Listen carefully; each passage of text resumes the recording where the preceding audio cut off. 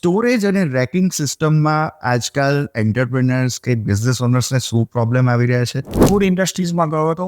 Food ઇન્ડસ્ટ્રીઝમાં નીચે floor ઉપર જ બધું મટીરિયલ મૂકેલું. ફ્લોર ઉપર મૂક્યું એટલે રસ્ટિંગનો બી પ્રોબ્લેમ રહેતો હતો. તો સ્ટોરેજ એન્ડ રેકિંગ જે સિસ્ટમ્સ છે, તો એમાં પહેલા અને અત્યારે કઈ ટાઈપના ઇનોવેશન આવ્યા? કસ્ટમર પાસે અમારે પહેલાં જાણવું પડે છે કે ભાઈ તમારે કઈ ટાઈપની જરૂરિયાત છે, રાઈટ. તો એ પ્રમાણે આપણે રેકિંગ સિસ્ટમ બનાવીએ છીએ. કેટલોગમાં બે ટેકનિકલ વર્ડ છે, ઓટોમેશન રેકિંગ સિસ્ટમ અને મોબાઈલ રેકિંગ સિસ્ટમ. અત્યારે લોકો પોતાનો સ્પેસ યુટિલાઇઝ કરવામાં જ છે, એટલે આના વિના કોઈને ચાલે એમ જ નથી. સપોઝ નવી જગ્યા લેવા જશે તો એ તો બહુ મોટું ઇન્વેસ્ટમેન્ટ થઈ જશે એ લોકો માટે.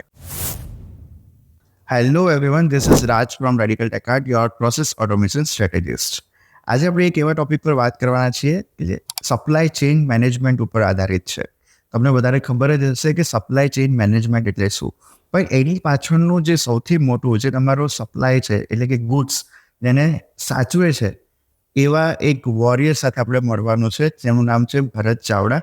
જેમની સાથે આપણે ડિસ્કસ કરીશું કે સ્ટોરેજ અને રેકિંગ સિસ્ટમમાં આજકાલ એન્ટરપ્રિનર્સ કે બિઝનેસ ઓનર્સને શું પ્રોબ્લેમ આવી રહ્યા છે અને એમનું એ સોલ્યુશન કઈ રીતે પ્રોવાઈડ કરે છે. તો મળીએ આપણે ભરત ચાવડાને.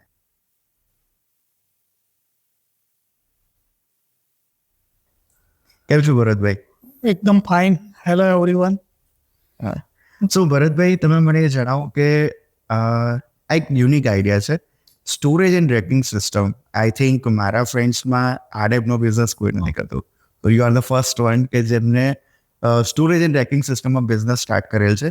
તો મને થોડી જર્ની સમજાવો કે તમારું ગ્રેજ્યુએશન શેમાં છે, આ બિઝનેસનો આઈડિયા કઈ રીતે આપ્યો તમને? વેરી ફર્સ્ટ 2008માં હું MHE કંપનીમાં હતો. ઓકે. દરેક કંપનીઓમાં મારે જવાનું થતું હતું. ત્યાં સ્ટોરના મેનેજરને મળવાનું થાય. જેટલી બી જગ્યાએ હું જતો હતો ત્યાં આગળ અસ્તવ્યસ્ત બધું મટીરિયલ પડી ગયું. એ લોકોને ગોતવામાં એટલો પ્રોબ્લેમ થઈ રહ્યો હતો. કોઈ મેનેજમેન્ટ સિસ્ટમ હતી નહીં. પછી મને એકદમ આઈડિયા આવ્યો કે આને જો વ્યવસ્થિત ગોઠવવામાં આવે તો મટીરિયલ જે મૂકેલું છે એ લોકોને એકદમ ઇઝીલી મળી જાય, વ્યવસ્થિત ગોઠવાય ને મટીરિયલને જે નુકસાન થાય છે ઘણી વખત એ બી ના થાય. ને ઘણી વખત કેવું થયું હોય કે ભાઈ ઢગલો આખો કરીને મૂકી દીધો હોય પણ જરૂરિયાતના ટાઈમે એ વસ્તુ મળે નહીં. પછી એકદમ જ આઈડિયા આવ્યો કે જો આને વ્યવસ્થિત ગોઠવવામાં આવે ને આનું પ્રોપર મેનેજમેન્ટ કરવામાં આવે તો ખૂબ જ સારી રીતે આ ઉપયોગ થઈ શકે એમ છે. આના માટે એક સ્ટોરેજ રેકિંગ સિસ્ટમ બનાવીએ તો લોકોને વધુમાં વધુ ઉપયોગ થઈ શકે. ઓકે.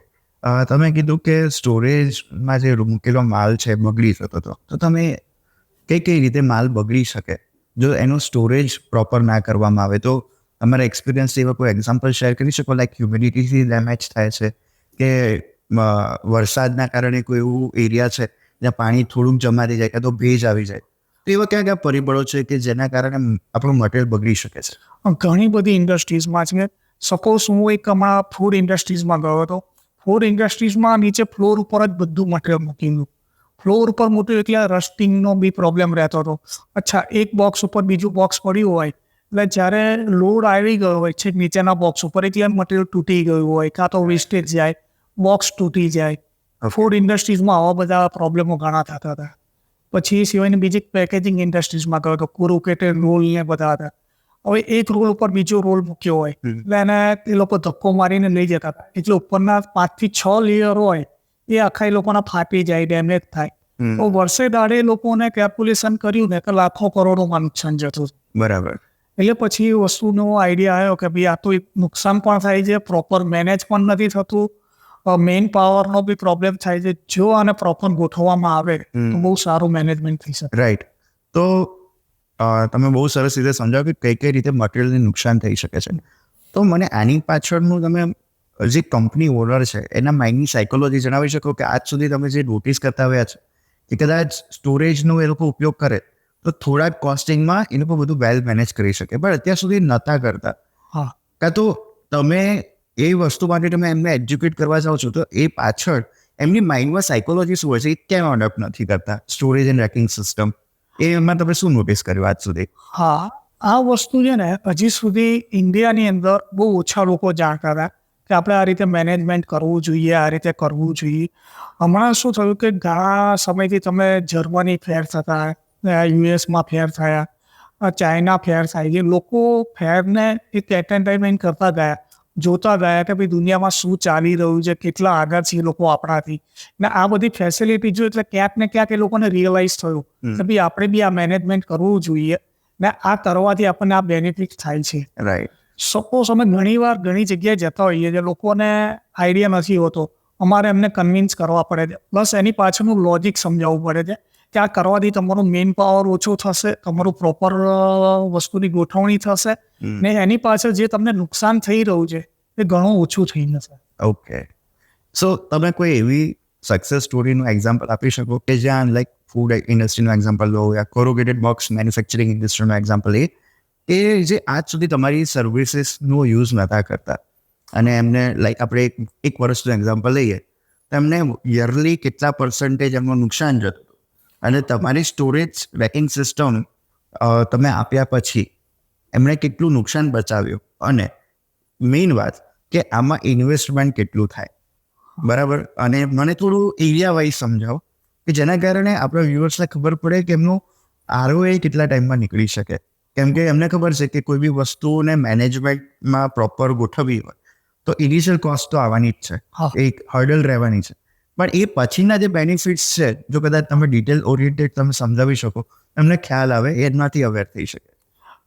રિસન્ટલી હમણાં 2015ની અંદર મારી એક ફાર્મા કંપનીનો કોન્ટેક્ટ થયો હતો. ફાર્મા કંપનીમાં કોન્ટેક્ટમાં વાત એ રીતની હતી કે ભાઈ પેલેટાઇઝિંગ મને રેકિંગ કરી આપો ને અમે પેલેટાઇઝિંગ ગોઠવી ને મટીરિયલનું લોડિંગ અનલોડિંગ ને કરીશું ને ઇઝીલી થાય. મેં એમને એ ઓપ્શન બનાવીને આપ્યું કે ભાઈ તમે આ કરશો તો આટલા પેલેટ લોકેશન આવે છે. એક એક્ઝામ્પલ તરીકે 1000 પેલેટ લોકેશન થાય છે. બીજો એક ઓપ્શન મેં મારી રીતે બનાવીને આપ્યું કે તમે સપોઝ મોટરાઇઝ પેલેટ ટ્રેકિંગ કરો છો તો 1000ની જગ્યાએ 1800 પેલેટ આવે છે, જે તમારો એકદમ સ્પેસ યુટિલાઇઝ કરી શક્યો. બીજું કે ઓટોમેશન થઈ ગયું, એટલે મટીરિયલ લોડિંગ અનલોડિંગમાં પણ એકદમ ઇઝી, આખું વેરહાઉસ 5 થી 6 માણસ મેનેજ કરે છે. અચ્છા. એટલે ત્યાં આગળ મેઇન પાવર પણ ઓછો થઈ ગયો, ઝડપી કામ પણ થઈ ગયું, એ લોકોનો સ્પેસ યુટિલાઇઝ થઈ ગયો. હા, ખર્ચમાં કેવું છે કે જ્યારે આપણે પેલેટ ટ્રેકિંગ કરતા હતા એનો જે એક્સપેન્સ થતો ને એની સામે મોટરાઇઝ પેલેટ ટ્રેકિંગનો જે એક્સપેન્સ હતો એ 3 ટાઈમ હતો. અચ્છા. પણ તો પણ કસ્ટમરને થયું કે ભાઈ મારી સ્પેસ યુટિલાઇઝ થાય છે, સપોઝ એટલી સ્પેસ માટે હું બીજે એલોટેડ કરે જ જગ્યા તો કેટલા રૂપિયાની જગ્યા, બીજા એટલા માણસો એમને રોકવા પડે, એટલું ઇન્વેન્ટરી એ લોકોને વધારે જાય. રાઈટ. એટલે એકદમ ફાસ્ટ ઝડપી સુવિધા થઈ ને મટીરિયલનું ડેમેજ બી ઓછું થયું, ઓછા માણસથી કામ સારું થઈ શક્યું. રાઈટ. એવું કોઈ એક્ઝામ્પલ આપી શકો? લાઈક હું એમ સમજાવું, તમે 10,000 સ્ક્વેર ફીટનો એરિયા છે હાજી અને એ એરિયામાં ધારો કે તમે પેલેટ ટ્રેકિંગ સિસ્ટમ મૂકો છો, એનો એપ્રોક્સ કોસ્ટિંગ કેટલું આવી શકે? આમાં કોસ્ટિંગમાં એવું છે કે જગ્યા ઉપર આધારિત છે. તમે જગ્યા કઈ રીતની છે, સ્પેસ કેટલી છે, લેન્થ કેટલી છે, વિડ્થ કેટલી છે, હાઇટ કેટલી છે, એના ઉપર જાય છે. તમારી પાસે મેક્સિમમ હાઇટ હોય તો આપણે એને યુટિલાઇઝ કરી શકીએ. Right. Suppose 6 metre, 7 metre, 8 metre, અમે અત્યાર સુધીમાં 12 metre single one piece utilise કરેલો. ઓકે. ઓકે. પણ હા, એક ચોક્કસ કહી શકીશ કે એક પેલેટ લોકેશન હોય તો તમારે 2000 થી 2200 રૂપિયા કોસ્ટ આવતી હોય. ઓકે. સો તમે આજે 2000 થી 2200 રૂપિયાનો રેટ કીધો તો એ તમે કેલ્ક્યુલેટ કઈ રીતે કરો છો? સ્ક્વેર ફીટ વાઇઝ કરો છો કે મતલબ કોઈ ફિક્સ મોડ્યુલ તમે પ્રોવાઈડ કરો છો? હા, એમાં કેવું છે 4 ફૂટ બાય 4 ફૂટનું એક પેલેટ હોય છે ને એ પેલેટ ઉપર તમે 1 ટન મટીરિયલ મૂકી શકો છો, 1000 કિલો માલ મૂકી શકો છો. અચ્છા. એવા એક પેલેટ લોકેશનનું અમે એવું એક તારણ કાઢીને નક્કી કર્યું છે કે ભાઈ આપણે 2000 થી 2200 રૂપિયા હોય ને તમે કન્ટિન્યુઅસ ગણતરી કરતા જાઓ કે સપોઝ એક રેકની અંદર 10 પેલેટ આવે છે તો 22,000 પ્રાઇસ થઈ શકે. Okay, that's great. હવે થોડું ટેકનિકલી મારે જાણવું છે કે તમે કીધું કે 1000 kg સુધીનું મટીરિયલ પણ તમે ત્યાં રાખી શકો છો. તો આજે તમે પેલેટ ટ્રેકિંગ સિસ્ટમ કીધી, એ કયા મટીરિયલથી તમે બનાવો છો? પેલેટ ટ્રેકિંગ સિસ્ટમ જે બને છે એ શીટ મેટલમાંથી બને છે. ઓકે. શીટ મેટલ લઈ અમે એને માપ સાઇઝ પ્રમાણે સ્લિટિંગ કરાવતા હોઈએ. ઓકે. સ્લિટિંગ કરાવીને રોલ ફોર્મિંગ મશીન હોય છે. ઓકે. રોલ ફોર્મિંગ મશીનમાં સૌથી પહેલાં એને સ્લેટિંગ કરવામાં આવે છે, પછી પંચિંગ થતું હોય છે અને પછી એને બેન્ડિંગ થઈને આખું સેક્શન બહાર નીકળતા હોય છે. ઓકે એ કન્ટિન્યુઅસ અમે 15 મીટર સિંગલ વન પીસ અમે કરીએ છીએ. ઓકે આમાં મને એવા કોઈ એક્ઝામ્પલ આપી શકો કે લાઈક એપ્લિકેશન વાઇઝ તમારે એ મટીરિયલની બોડી ચેન્જ કરવી પડે, લાઈક ફાર્મા ઇન્ડસ્ટ્રી છે તો ઘણીવાર એવું પણ હોય કે એરિયા બહુ ક્રિટિકલ છે, બરાબર, તો તમારે કદાચ એસએસ બોડીમાં પણ ક્રિએટ કરવું પડે. કાં તો ફૂડ ઇન્ડસ્ટ્રી છે તો ફૂડ ઇન્ડસ્ટ્રીમાં પણ ક્યાંક ને ક્યાંક એવું હોય છે કે સ્ટોરેજ 100% તમારે SS 316માં હોવી જોઈએ. એવા ઘણી જગ્યાએ રૂલ્સ એન્ડ રેગ્યુલેશન્સ છે. તો એવી કોઈ ઇન્ડસ્ટ્રીનું નામ આપો કે ઇન્ડસ્ટ્રી વાઇઝ તમારું મટીરિયલ ચેન્જ થતું હોય. તો એના કારણે શું થશે કે અત્યારે જેટલા પણ વ્યુઅર્સમાં ઇન્ડસ્ટ્રી રિલેટેડ છે તમને ખ્યાલ આવશે કે મટીરિયલમાં પણ કઈ કઈ ડિફરન્ટ ટાઈપ્સ છે કે જેમને ધ્યાનમાં રાખવી જોઈએ કે મારી આ ઇન્ડસ્ટ્રી છે તો આમાં આ જ મટીરિયલ જોવું જોઈએ ને હું કોસ્ટ કટિંગ કરીશ તો મને આ પ્રોબ્લેમ આવી શકે છે. એકદમ રાઈટ, તમારી એકદમ આ ક્વેશ્ચન બહુ ફેન્ટાસ્ટિક ફાઇન છે. દરેક ઇન્ડસ્ટ્રીઝને લઈને અલગ અલગ હોય છે. સપોઝ એન્જિનિયરિંગ છે તો એન્જિનિયરિંગની અંદર અમે એમએસમાં પાવડર કોટિંગ આપતા હોઈએ ઓકે છીએ. ફાર્મા અને કંપની છે તો ફાર્મામાં એસએસના જ રેટ જતા હોય છે. સપોઝ કોલ્ડ સ્ટોરેજ છે તો કોલ્ડ સ્ટોરેજની અંદર અમે પાવડર કોટિંગની આખી ટ્રીટમેન્ટ જ ચેન્જ થઈ જતી હોય છે કે એના લેયર કેટલા હોય છે, કેટલા -ડિગ્રી સુધી એ લોકો ટેમ્પરેચર રાખવાના છે, કેટલું કન્ટિન્યુઅસ રહે છે. તો દરેક ઇન્ડસ્ટ્રીઝને લઈને અલગ અલગ એપ્લિકેશન થતી હોય. ઓકે મતલબ આ પણ બહુ ડિટેલ્ડ ટોપિક્સ છે એક ઇન્ડસ્ટ્રી વાઇઝ અને એની પણ કેમિકલ પ્રોસેસીસ વાઇઝ. મેં એવું નહોતું વિચાર્યું કે આ ઇન્ડસ્ટ્રીમાં પણ આટલું બધું R&D હોઈ શકે. દરેક ઇન્ડસ્ટ્રીઝ, સપોઝ ફાર્મા છે તો અમારે ફાર્મામાં બી જોવું પડે છે કે ભાઈ ફાર્મામાં એ લોકોનું પેકેજિંગ કઈ રીતે છે. સપોઝ બોટલમાં કરે છે કે કાર્બામાં કરે છે કે કઈ રીતે મૂકે છે, પેકેજ કઈ રીતે મૂકે છે, પછી એને લોડિંગ અનલોડિંગ એ લોકો કઈ રીતે કરવાના છે. સપોઝ કોઈ બી મટીરિયલ મૂકે છે તો કઈ રીતે પોઈન્ટ લોડ આવે છે કે UDL લોડ આવે છે. ઓકે એટલે પોઈન્ટ લોડમાં કેવું છે કે કોઈ બી એક જ જગ્યાએ તમે મટીરિયલ મૂકો ને સીધો લોડ આવી જાય તો પોઈન્ટ લોડ કહેવાય છે. UDL લોડમાં એવું છે કે જ્યારે આખું યુનિફોર્મ ડિસ્ટ્રીબ્યુટર લોડ UDL ગમે ત્યારે બી તમે મટીરિયલ મૂક્યું હોય એટલે આખા લોડ એક સ્ક્વેર ફીટમાં વહેંચાઈ જતું હોય છે. સપોઝ એક્ઝામ્પલ મેં તમને હમણાં પહેલાં જ કીધું કે 4 ફૂટ બાય 4 ફૂટનો પેલેટ છે ને એના પર 1000 kg લોડ મૂકીએ છીએ તો 4 બાય 4માં 12 સ્ક્વેર ફૂટ થયું તો એ આખો લોડ વહેંચાઈ ગયો. એટલે એ રીતે એના પર અમારે R&D કરવું પડતું હોય છે. રાઈટ. અને કઈ વસ્તુ ત્યાં એના પરથી અમારે સેક્શનો નક્કી થતા હોય છે કે કઈ ટાઈપનું અમારે પેલેટ ટ્રેકિંગ આપવું, કઈ થિકનેસ લેવી, કેટલા ગેજનું લેવું, એના પરથી અમે આખું એક ડિટેલિંગ નક્કી કરીને કસ્ટમરને ડ્રોઈંગ પ્રોવાઈડ કરતા હોઈએ. અચ્છા, તમે જે રીતે ડિટેલમાં સમજાવ્યું એ પ્રમાણે એવું લાગે છે કે ક્યાંક ને ક્યાંક આ બ્રાન્ચ મિકેનિકલ ઇન્ડસ્ટ્રીને રિલેટેડ છે. હા, સો મને તમારું ક્વોલિફિકેશન જણાવી શકો કે તમારી જર્ની ક્યાંથી સ્ટાર્ટ થઈ, લાઈક ગ્રેજ્યુએશન એમાં કમ્પ્લીટ કરેલું છે તમે? ગ્રેજ્યુએશન એકચ્યુઅલમાં હું કોમર્સનો સ્ટુડન્ટ પણ આ લાઈનમાં હું લગભગ 18 વર્ષથી છું. ઓકે ને એક કહેવાય છે ને કે માણસને અનુભવ શીખવાડે ને, એટલે જેમ જેમ એક અનુભવ લેતા ગયા એમાં અમે ડીપમાં ઉતરતા ગયા. એક કામ કરવાની ધગસ ને કસ્ટમરને આમાં આપણે શું સારું સોલ્યુશન આપીશું એ વિચારીને જ અમે આગળ વધ્યા છે. આની આગળ અમારી પાસે જે ચોપડિયું જ્ઞાન કહેવાય એ નથી પણ અનુભવ ખાસો છે. બરાબર છે. મેં ઘણા એવા લોકો જોયા છે કે જે એન્જિનિયરિંગ પાસ આઉટ થયા પછી પણ તમે જેટલું ટેકનિકલી ઇનડેપ્થ નોલેજ આપ્યું એ લોકો જોડે નથી હોતું. ક્યાંક ને ક્યાંક અનુભવ વધારે ઇમ્પોર્ટન્ટ છે ડિગ્રી કરતા. અનુભવ એવી વસ્તુ છે કે ક્યારેય તમારે ફૂટવાનું જ નથી ને અનુભવ ક્યાંક ને ક્યાંક કામ લાગવાનું જ છે. પણ એક વસ્તુ છે કે તમે કેટલા ધગસથી આની અંદર કામ કરો છો ને કેટલું તમે ઇન્ટરેસ્ટ લઈ ને આમાં આગળ વધો છો એ બહુ મહત્વનું છે. ને સૌથી પહેલી વસ્તુ એ છે કે તમે કોઈ પણ કસ્ટમરને ત્યાં ગયા તમે એની રિક્વાયરમેન્ટ સમજવી પડશે. જ્યાં સુધી કસ્ટમરની રિક્વાયરમેન્ટ નહીં સમજો ત્યાં સુધી તમે આગળ વધી નહીં શકો. કસ્ટમરને જોઈતું હશે કંઈક ને તમે આપશો બીજું કંઈક. બરાબર. કસ્ટમરની રિક્વાયરમેન્ટ સમજવી પડશે, એની એપ્લિકેશન સમજવી પડશે, કસ્ટમરને શું સ્ટોરેજ કરવું છે, એની પાસે કેટલી સ્પેસ છે, એ બધું તમારે જાણવું પડશે. રાઈટ. ઓકે, સો કસ્ટમર રિલેટેડ વાત અત્યારે તમે સ્ટાર્ટ કરી જ છે તો મને થોડું એવું જણાવો કે કઈ કઈ ઇન્ડસ્ટ્રીમાં સ્ટોરેજ રેકિંગ બહુ જ ઇમ્પોર્ટન્ટ છે.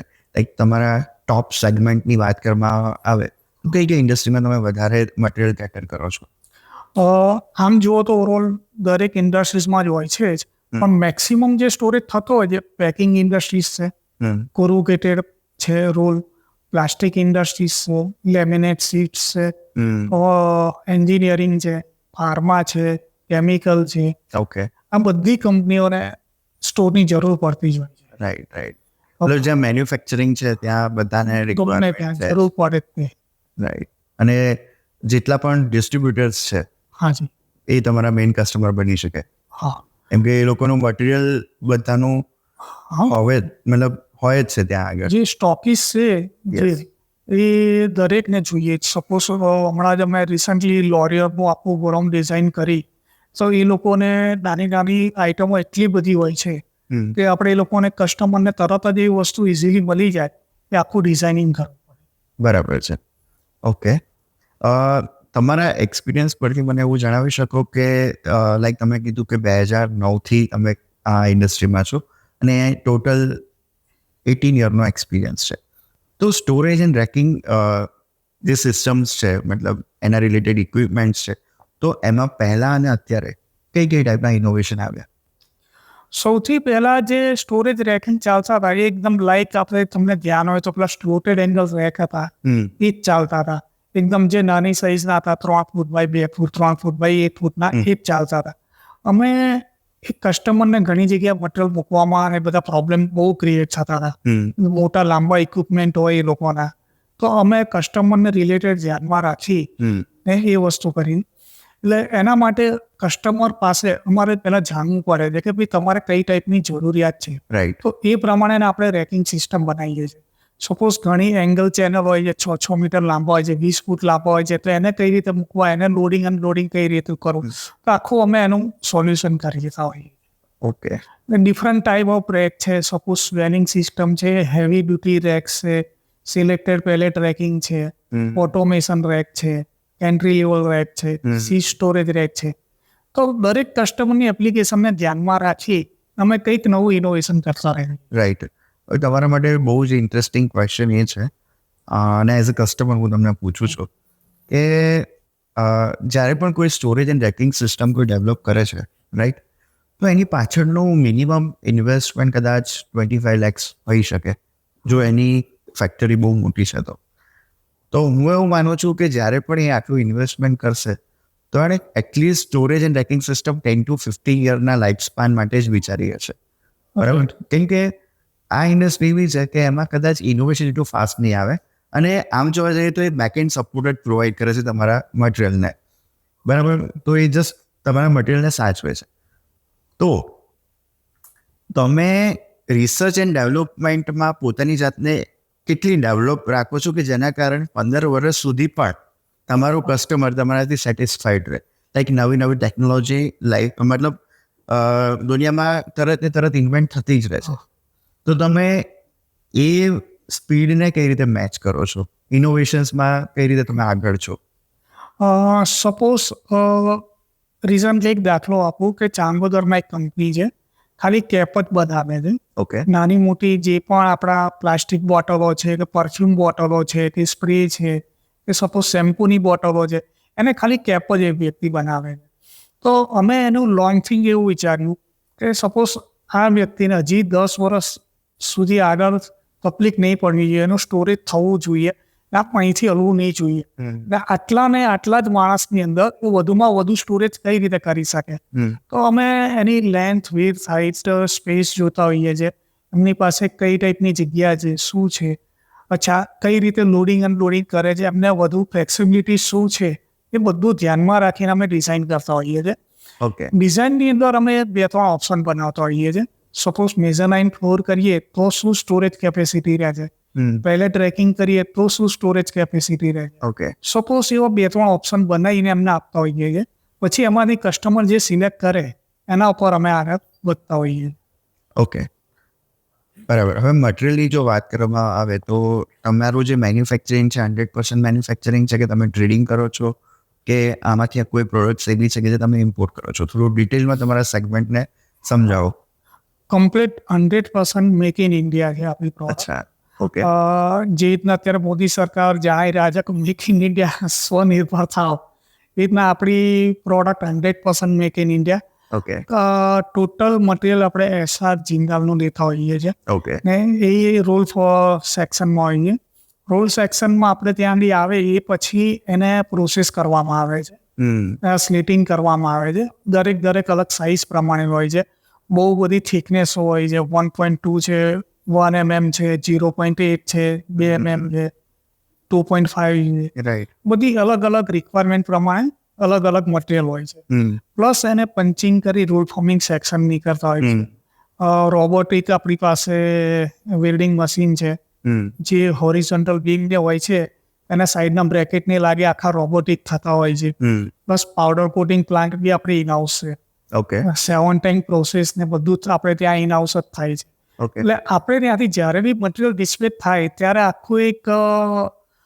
એસેમ્બલી ત્યાં થઈને જ નીકળતું હોય છે અચ્છા એક મોડ્યુલર રેકિંગ સિસ્ટમ તૈયાર થઈને જ નીકળતું હોય છે કે કસ્ટમરને ત્યાં જઈને સીધું ફિટિંગ ઇન્સ્ટોલેશન જ કરવાનું રહે છે બરાબર મતલબ ઇન શોર્ટ તમારું એવું કહ્યું છે કે જે ક્વોલિટી ચેક પાર્ટ છે 100% તમારી કંપની જ કરે છે 100% આપણે ત્યાં બરાબર છે હવે તમે જે રીતે વાત કરી જિંદાલ સ્ટીલનો તમે નામ લીધું તો એવું કહી શકાય કે તમારું દરેક મટીરિયલ કોમોડિટી બેઝ છે હા કેમ કે છેલ્લે તો છે એક ધાતુ હા બરાબર તો આમાં યરલી પ્રાઇસ ફ્લક્ચ્યુએશન કેટલો આવી શકે લાઈક તમને કોઈ એવા ચેલેન્જીસ ફેસ થયા છે કે તમે કોઈ કસ્ટમરને રેટ કમિટ કર્યો હોય અને અચાનક જ સ્ટીલનો ભાવ વધી ગયો કાં MS સ્ટીલનો ભાવ વધી ગયો હોય અને ત્યાં તમે એ કોન્ફ્લિક્ટ્સને કઈ રીતે મેનેજ કર્યા છે કાં તો કોઈ કસ્ટમરને ધ્યાન રાખવું છે પ્રાઇસ વાઇઝ હાજી તો કયા ટાઈમ ડ્યુરેશનમાં મટીરિયલ બુક કરાવે તો એને વધારે બેનિફિટ છે એવું કંઈ કહી શકો તમે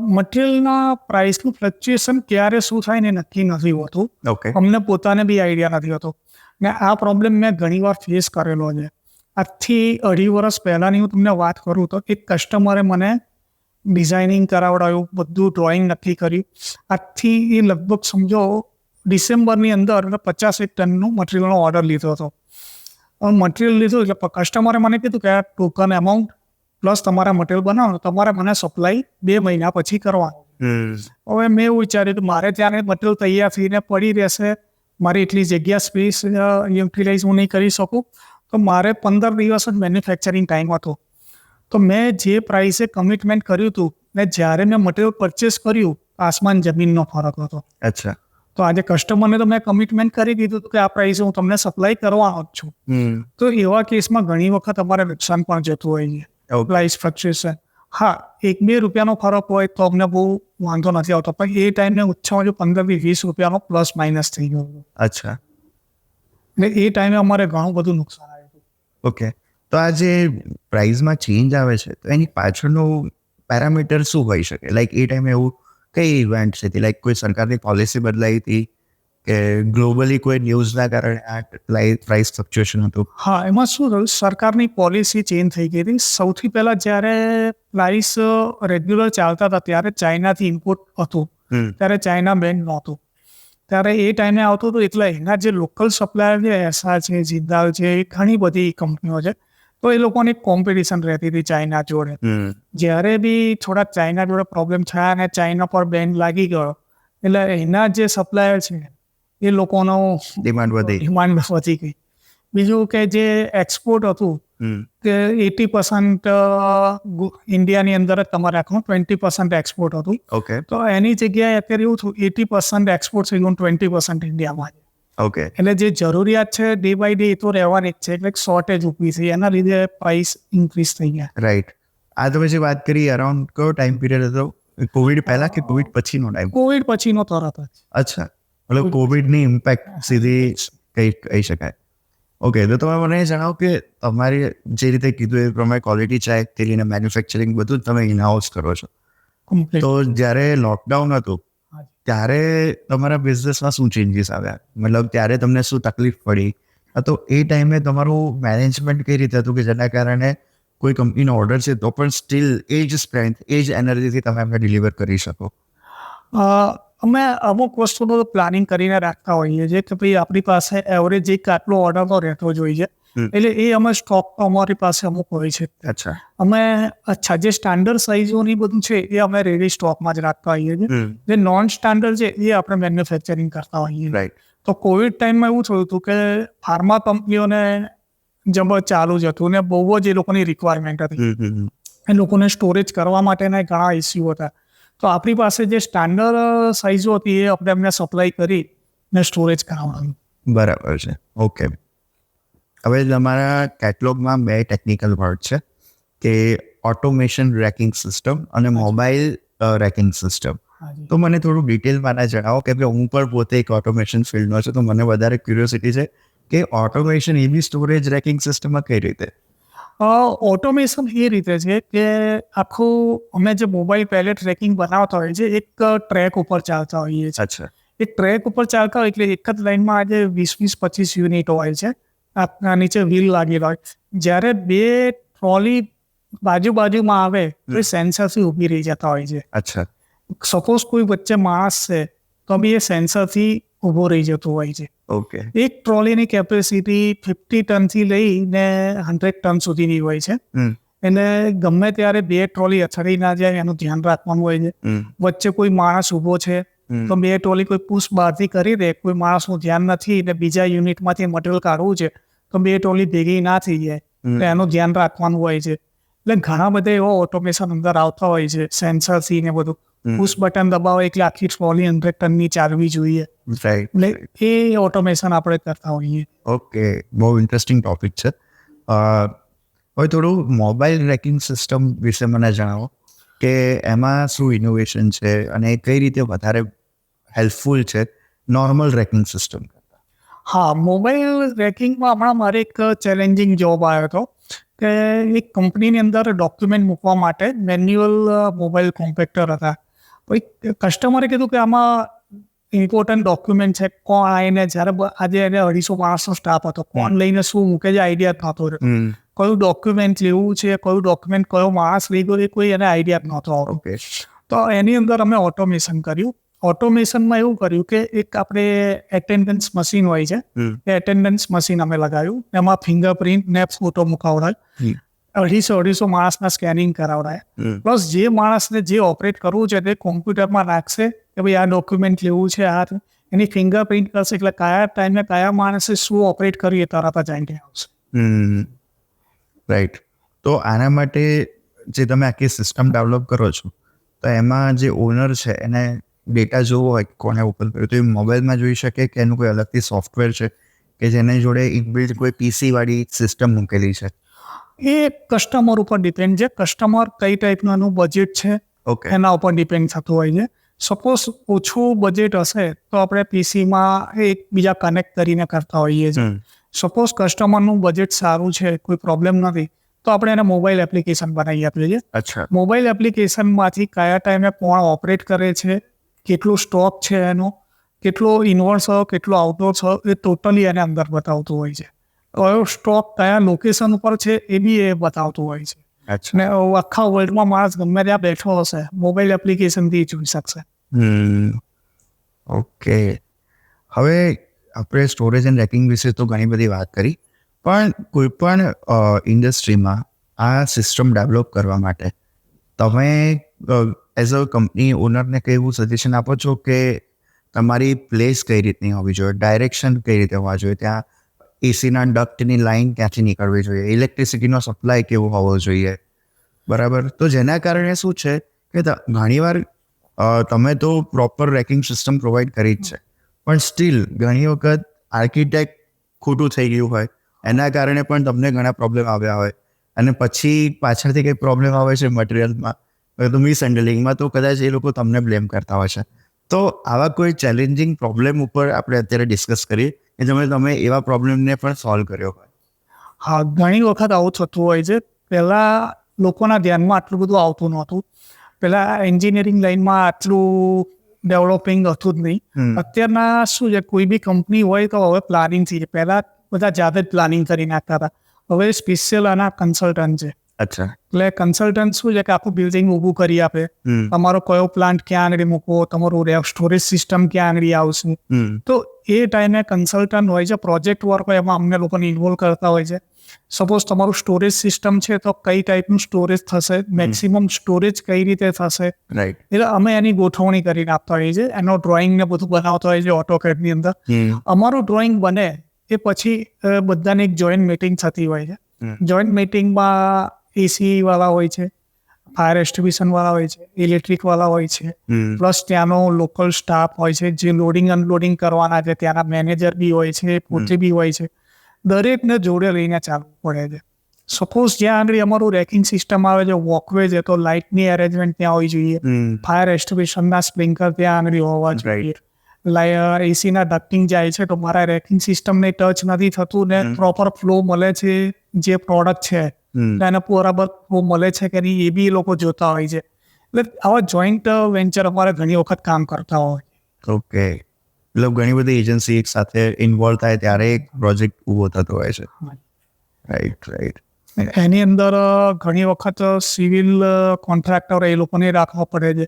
સપોઝ મેં તમને કીધું કે ભાઈ એક ટ્રોલીની અંદર 100 ટન મટીરિયલ હોય છે, તો એ મારી 100 ટ્રોલી આવી તો આજે ઘણો બધો લોડ થઈ ગયો, તો આજે ટોટલી બધો લોડ છે વ્હીલ ઉપર જ આવી ગયો.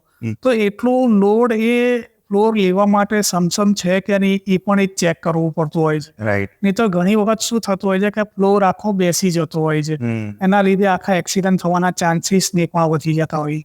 બરાબર છે. એટલે અમારે ઇન્ડસ્ટ્રીઝની અંદર બધાને જોડે લઈને ચાલવું પડતું હોય. મતલબ એક ટીમ ક્રિએટ કરીને એની જોડે ચાલવું પડે. રાઈટ. હવે મારે એ જાણવું છે કે જ્યારથી તમે બિઝનેસ સ્ટાર્ટ કર્યો 2009થી, કદાચ ઈ કોમર્સ ઇન્ડસ્ટ્રીઝ છે લાઈક એમેઝોન, ફ્લિપકાર્ટ અને એમના અલગ અલગ વેરહાઉસીસ, અને કદાચ કોવિડ પછી જોવા જઈએ તો ઈ કોમર્સ સેગમેન્ટ બહુ મોટું વધી ગયું અને એના કારણે વેરહાઉસિંગ પણ વધી ગયું, અને એના કદાચ એવું પણ થઈ શકે કે કોલ્ડ સ્ટોરેજ છે અને વેરહાઉસના નવા બિઝનેસ ઓપોર્ચ્યુનિટીઝ પણ આવ્યા છે માર્કેટમાં. બરાબર. તો તમે તમારા એક્સપિરિયન્સથી કહી શકો કે ઈ કોમર્સ ઇન્ડસ્ટ્રી જે છે એણે કેટલું સેગમેન્ટ કવર કર્યું છે વેરહાઉસ ઇન્ડસ્ટ્રીમાં? વેરહાઉસમાં કોવિડ પછી બહુ મોટો ઉછાળો આવ્યો છે. લાઈક ફ્લિપકાર્ટ છે કે એમેઝોન છે કે ઘણી બધી MNC કંપનીઓ છે. કોવિડ પહેલા શું હતું કે ડોર ટુ ડોર લોકો પરચેસિંગ કરતા હતા. કોવિડ પછી એક એવું આવ્યું કે ભાઈ લોકો ઓનલાઈન શોપિંગ કરતા થઈ ગયા. ઓનલાઈન શોપિંગ કરતા થઈ ગયા એટલે એ લોકોનું જે સેલ પહેલા હતો એનાથી 10 ટાઈમ અત્યારે છે. એટલે અત્યારે એ લોકોને સ્ટોરેજ કેપેસિટી વધારવી પડી. એ લોકો પોતાના વેરહાઉસ તો છે જ, પણ એ સિવાયના બીજાના વેરહાઉસ એ લોકો રેન્ટલ લેવા મળે. રાઈટ. એટલે અત્યારના એક બહુ મોટો ઉછાળો છે.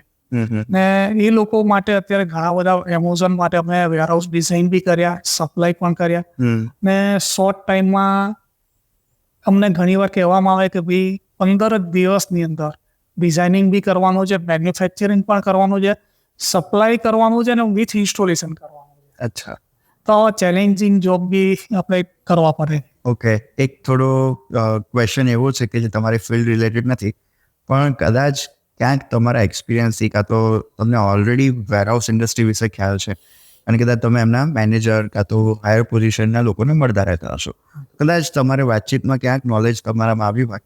મારે એ જાણવું છે કે જે વેરહાઉસ ઇન્ડસ્ટ્રી જે અત્યારે મોટીને મોટી થઈ રહી છે તેના કારણે રિટેલર્સ પર શું અસર આવી શકે? લાઈક મેડિકલ શોપ્સ છે એ રિટેલ છે, પણ ઘણી એવી ઈ કોમર્સ વેબસાઇટ છે કે જે આજે ઓનલાઈન મેડિસિન્સ સેલ કરે છે, અને એવા ઘણા બધા બિઝનેસ છે કે જે પહેલાં હતા તો B2B સેગમેન્ટમાં, પણ આજે એ પણ B2Bમાંથી સીધું B2Cમાં આવ્યા છે. રાઈટ.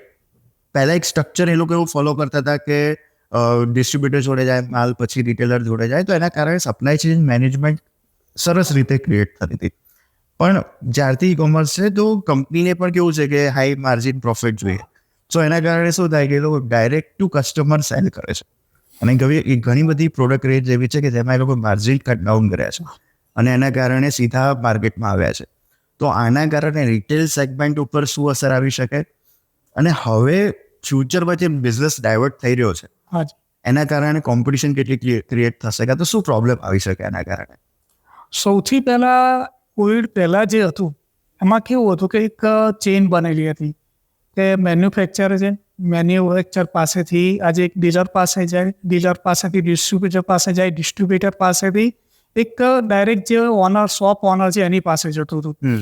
એટલે એક ચેઇન ચાલતી હતી, દરેક વ્યક્તિને પૈસા કમાવા મળતા હતા. આજે ડીલર્સ, ડિસ્ટ્રીબ્યુટર, એની પાછળ આજે ટ્રાન્સપોર્ટેશન, લોડિંગ અનલોડિંગ વાળા, એક આખી ઘણા લોકોને એક રોજગારી મળી રહેતી હતી. ઓનલાઈન શોપિંગમાં એવું થઈ ગયું કે ડાયરેક્ટ જ ડિસ્ટ્રીબ્યુટર, ડીલરશીપ વચ્ચેથી નીકળી ગયા, ડાયરેક્ટ જ મેન્યુફેક્ચર પાસેથી પરચેસિંગ થઈ ગયું, કેશ પેમેન્ટ થઈ ગયું, કેશ ડિસ્કાઉન્ટ લેતા થઈ ગયા. એક ડાયરેક્ટ કસ્ટમરને લોકો સપ્લાય કરવા મળ્યા એક મોટા લેવલે. એટલે પ્રાઇસની સેમ વસ્તુનો ઓછો થઈ ગયો, એટલે લોકો ડાયરેક્ટ એ પરચેસ કરતા થઈ ગયા, ઓનલાઈન કરતા થઈ ગયા. એટલે જે નાના વેપારી છે અત્યારના, જે એકદમ નાના લેવલનો માસ, એનું સેલિંગ જે 100 રૂપિયા હતું અત્યારે 10 રૂપિયા ઉપર આવી ગયું. ઓકે, સો આનું સોલ્યુશન શું હોઈ શકે?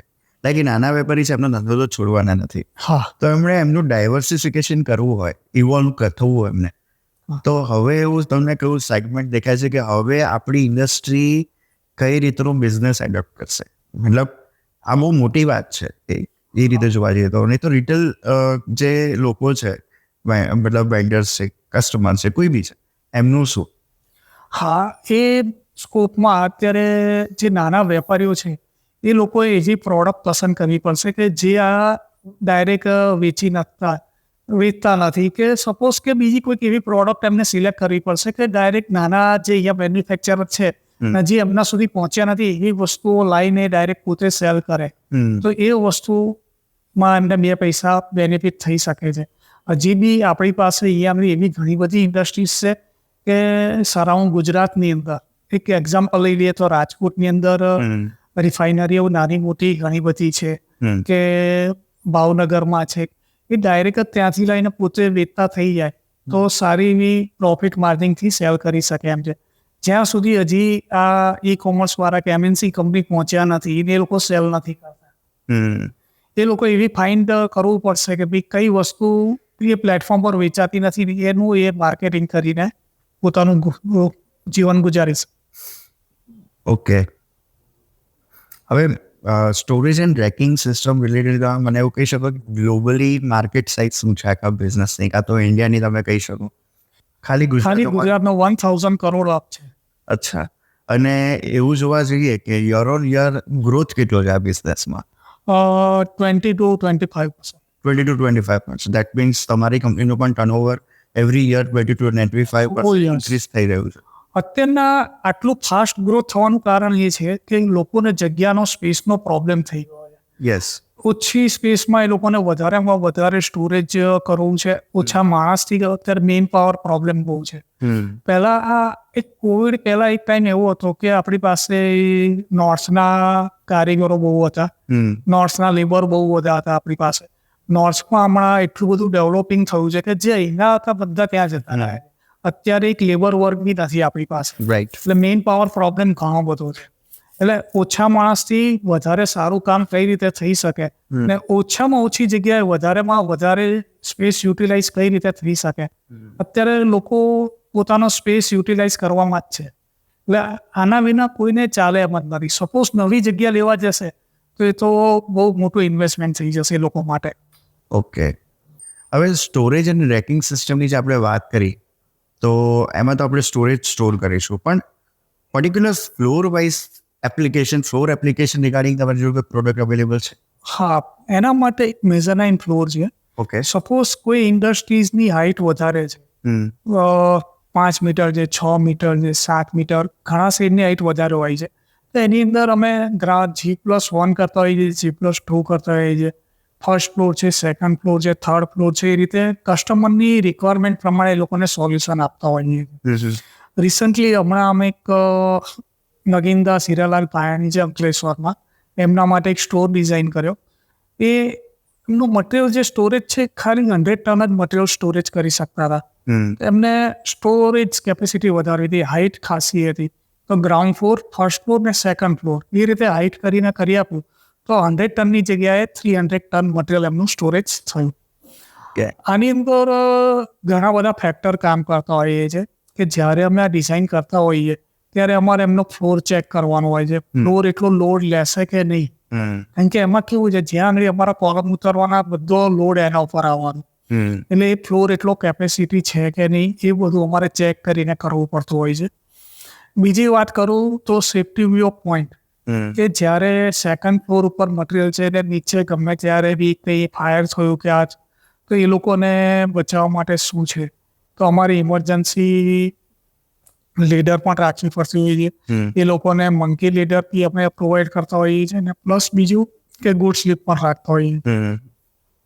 સેકન્ડ ફ્લોર ઉપર લોડિંગ અનલોડિંગ કરવા માટે ગુડ સ્લીપથી માણસો લોડિંગ અનલોડિંગ કરી લેતા હોય છે.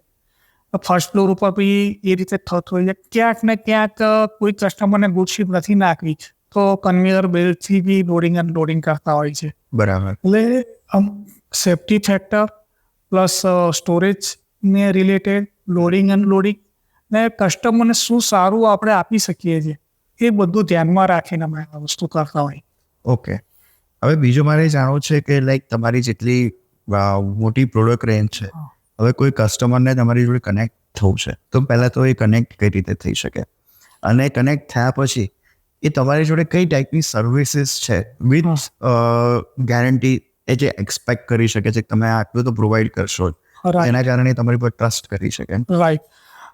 ઘણી વખત કેવું થતું હોય છે, અમારી જોડે કસ્ટમર અમારી પાસે આવતા હોય છે, અમને ફોન આવે અમારા સ્ટોરેજનો પ્રોબ્લેમ છે, તમે સોલ્યુશન આપો છો કેમનું.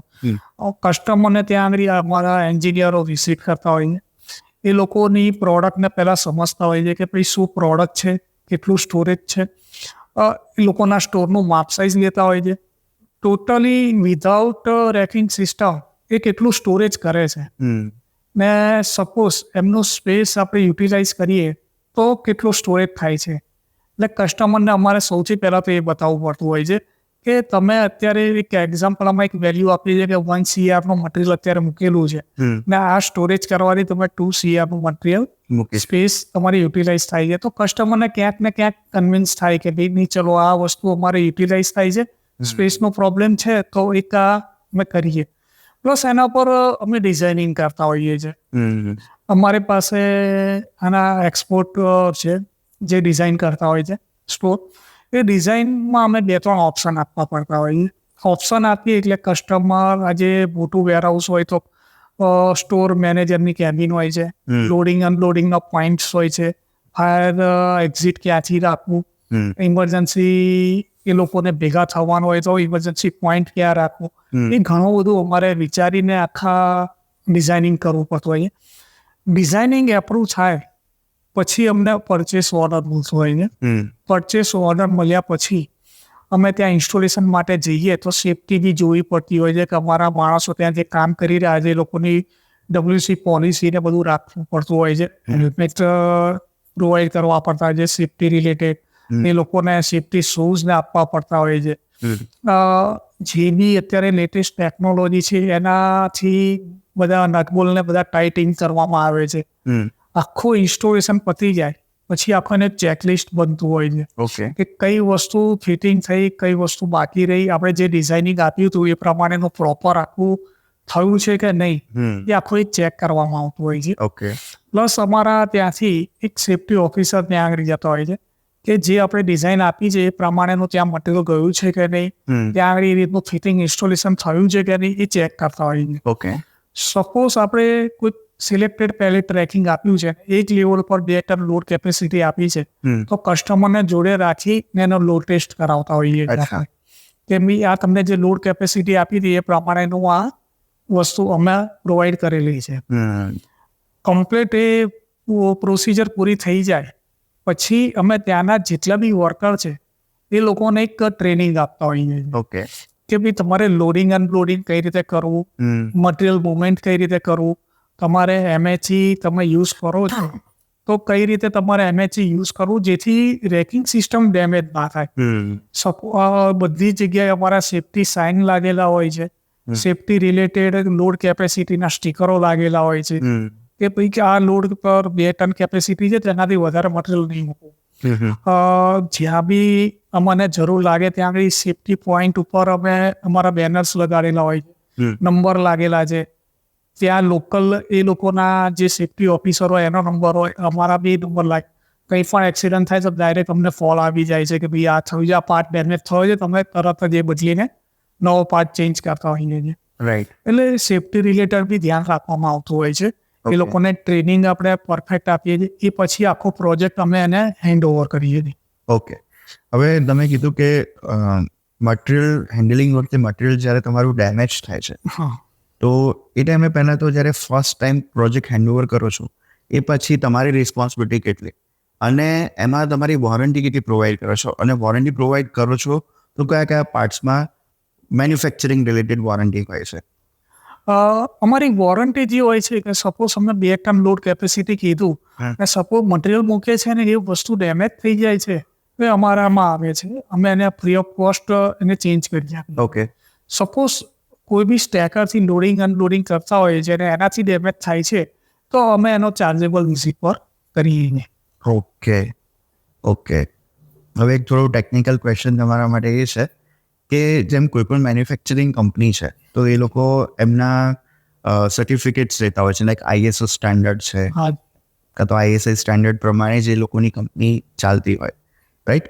તો સ્ટોરેજ એન્ડ રેકિંગ સિસ્ટમમાં એવું કંઈ હોય છે કે જ્યારે તમે ડિઝાઇન કરતા હોવ છો ત્યારે એવા કોઈ સ્ટાન્ડર્ડ ફોલો કરો છો, કાં તો ગવર્મેન્ટના એવા કોઈ રૂલ્સ એન્ડ રેગ્યુલેશન છે કે ધારો કે ફાર્મા ઇન્ડસ્ટ્રી છે તો આ સ્ટાન્ડર્ડ પ્રમાણે જ તમારી સ્ટોરેજ રેકિંગ સિસ્ટમ હોવી જોઈએ, કાં તો જ્યાં ફૂડ પ્રોસેસિંગ પ્લાન્ટ્સ જ્યાં ઇન્વોલ્વ છે તો એ બહુ ક્રિટિકલ છે કે ત્યાં મટીરિયલ તમારું બગડી ના જાય, તો એવી જગ્યાએ એવા કયા કમ્પ્લાયન્સીસ ગવર્મેન્ટ થ્રુ ઇન્વોલ્વ થાય છે જે તમારે ફોલો કરવાના હોય છે?